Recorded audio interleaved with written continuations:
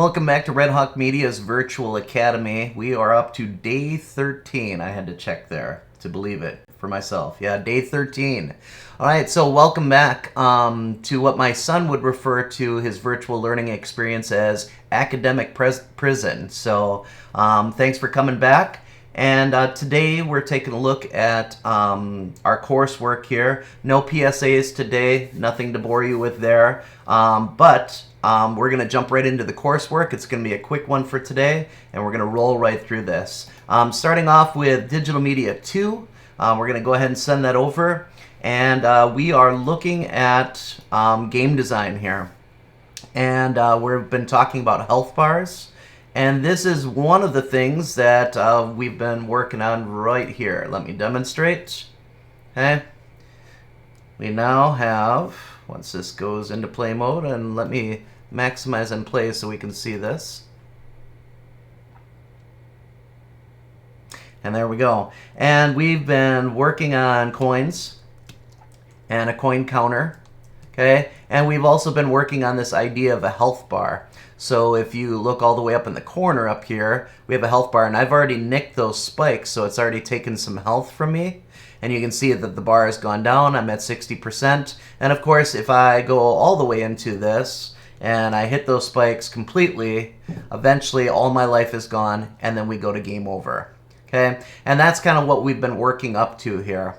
Now, a lot of people have got saws, spikes, acid, a lot of different things, and that's what I want to kind of focus on today is that the saw example that was delivered in the tutorial is like one way that you can take life from your character. You can have any number of obstacles take that life, and I want to show you how you can set that up. So I'm going to hop out of play mode.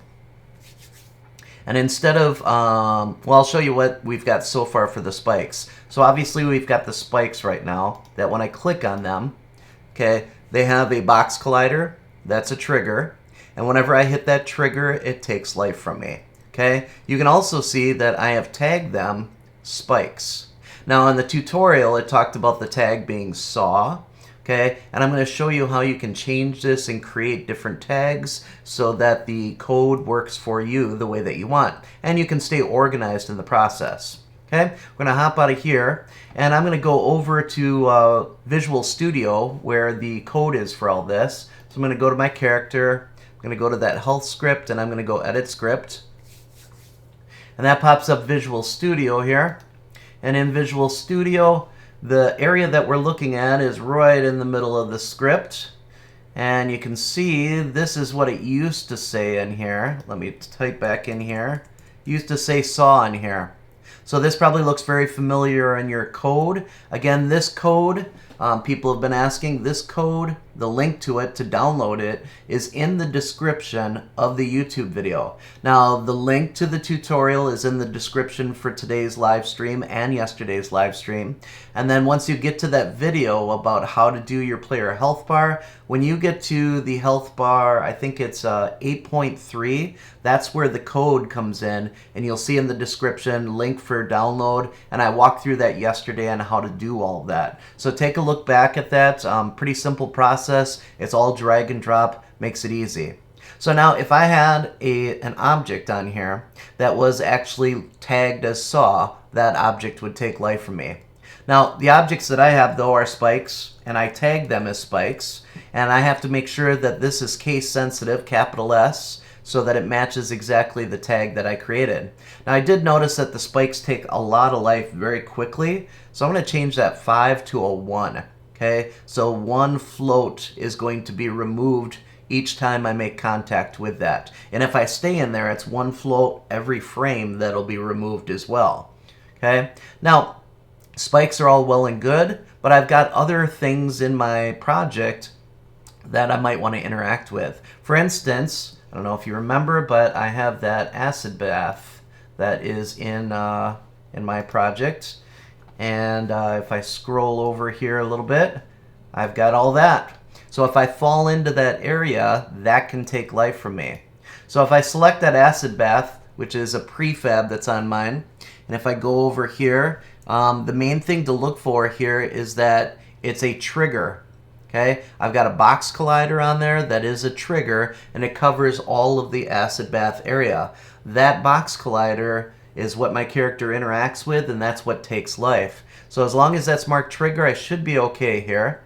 Now you will notice that right now it's untagged. So let's go ahead and create a new tag. You can see there was my spikes tag. I could just check this, and it will literally take the same amount of life as the spikes. But being more organized here, we're going to go into our tags. On the far right side, I'm going to click the plus sign, and I'm going to create a new tag that's just called acid with a capital A, and save. And I'm going to go back to that acid bath because unfortunately that creates the tag.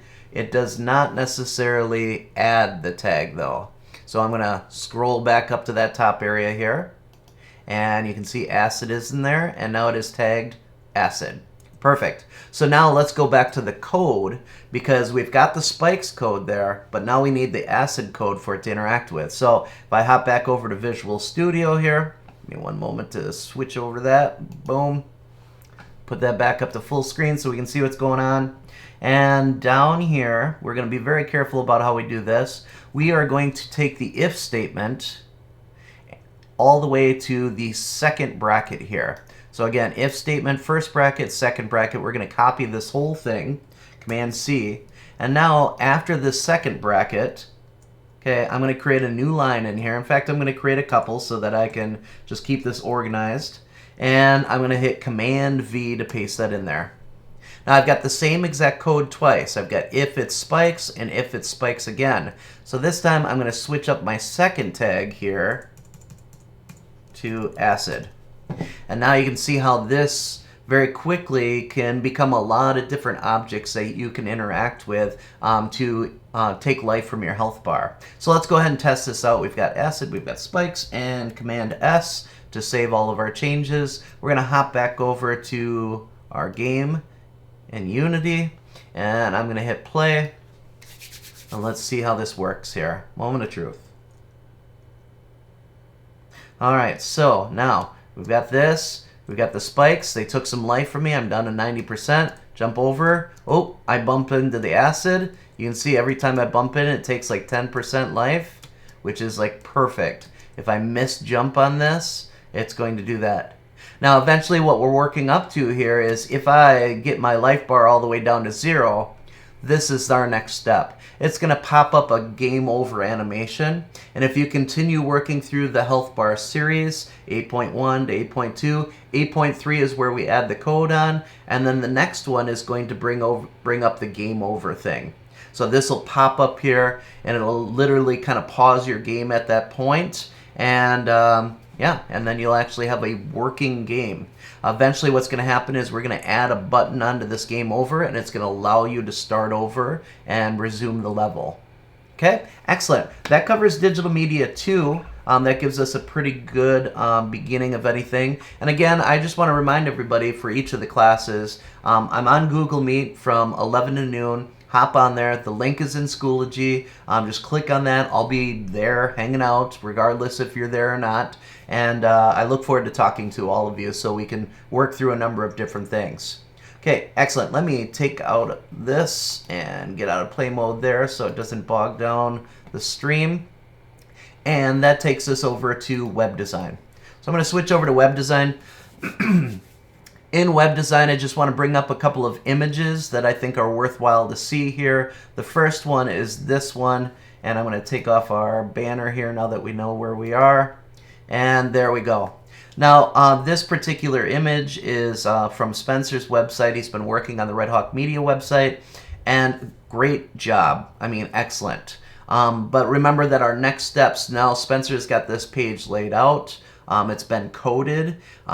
His next steps are to meet with me and actually walk me through the functionality of the site. So I should be able to see everything that he's been working on here, and he should be able to click on everything and walk me through all that stuff. But it looks incredible. Here's another great one. Let's take a look at this. I'm going to send that over. Okay, and then this is Wyatt's been doing, I'm sorry, this is Spencer's second page here. Okay, so the first one was a splash page, the second one is a landing page, and this looks great too. Same thing here, Spencer's going to have to walk me through all of the functionality of this page. When he meets with me on Google Meet, he'll have to share a screen and walk me through all those steps. Okay, excellent. I thought I had a second one here. Let me just double check real quick here. No, maybe I don't. Maybe that's all I grabbed here with the time. Okay, excellent. So web design, I look forward to hearing from all of you here. And let me switch this back over real quick here and clear that and send that. There we go. I look forward to hearing from all of you for web design. Email me, schedule your meeting. Let's sit down, let's click through the website, let's see all the functionality that you've got there. It is a summative grade, so make sure that you follow through with that and you get that step done. I have more and more people that have been scheduling different things for the process of the Red Hawk Media site and creating that for me. So make sure you take the time to do that and get that all set up. Excellent. Well, then that takes us over to game design. And since we're in the mode of like showcasing work here, game design is finalizing their 2D games. We've been working through all of our level, adding on all the functionality of a real game, including a start menu and a pause menu. There are more things to come here, but here are a couple examples. Let's take a look at this. And there we go. Okay, this first one is from Brian. Okay, and Brian did a great job of putting together a very simple menu that matches up with his game. He can hop in there, he can start, he runs through, you can see we've got the coin collector. All of that stuff is well and good.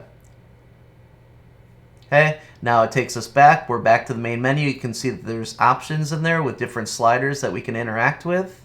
And then you can actually quit out of that game as well. Okay, so very well done there. That's all looking good. Next example that we're going to take a look at is Grady's. Okay, and Grady's is also very well done. We've got our start menu. We can hop into the game. His game is incredible. It's looking really good. He spent a lot of time with the look of it. It's very nice. He's got a good top-down like sprite set. He's got different things that he can interact with, different objects. It's got a pause menu. Okay, and then he can resume back into the game. Go into exit and quit out of the game completely, and that takes him out of the application actually. Okay, and then we've got the back buttons, and then he can hop back into play. Awesome. That's all looking great. For those of you that are in game design, I'm really encouraging you to get that taken care of. Your start menu, your pause menu. We talked about adding on a win screen. So when we get to the end of level 1, it loads up the final scene. If we get to the end of level 2, however many levels you've created, I know Grady for his quest game has got, I don't know how many scenes, but I would venture to guess upwards of 15 to 20 different scenes because he loads up a new scene every time he goes into a different building on that map. So it's all looking great. It's a nice job. Do a screen capture just like that to turn that in on Schoology. That's the most recent assignment, and I believe the due date is tomorrow for that, so get that taken care of.